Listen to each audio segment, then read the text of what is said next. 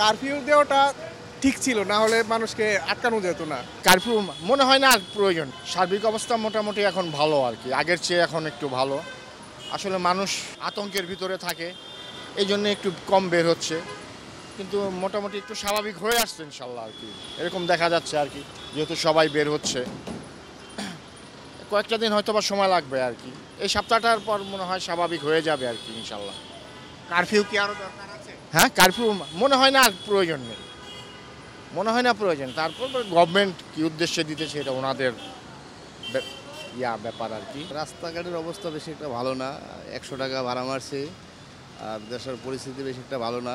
একটা চাকরি করতাম আপনার এই গ্যাঞ্জামের উপলক্ষে, আমি চাকরিটাও হারাইছি আজকে 8 দিন। আইনশৃঙ্খলা বাহিনী আছে মোটামুটি, চারিদিকে খুব ভালোই নিরাপত্তা ফিল করতেছে, কিন্তু মানুষের ভিতরে একটা আতঙ্ক, মানুষ বের হচ্ছে না আর কি। কারফিউ দেওয়াটা ঠিক ছিল, না হলে মানুষকে আটকানো যেত না। কেউ বুঝে আক্রমণ করছে, কেউ না বুঝে। কারফিউ দেওয়াটা ঠিক ছিল। এখন আশা করি আগামী সপ্তাহের ভিতরে যদি কারফিউ তুলে দেয় স্বাভাবিক হয়ে যাবে। এখন যে পরিস্থিতিতে এতে আমার মনে হয় কারফিউ উঠাই সরকার ভালো বোঝে, তারপর আমরা তো প্রশাসন সম্পর্কে বুঝবো না, কিন্তু কারফিউটা উঠে দিলে তো আমাদের লাগে ভালো হয়। দেখেন আমরা এই যে বাইক চালাই খাই, কেউ কর্মস্থলে সমস্যা, সব দিকে সমস্যা। পরিস্থিতি ভালোই আছে, এখন আয় রোজগার একটু হালকা কম আছে।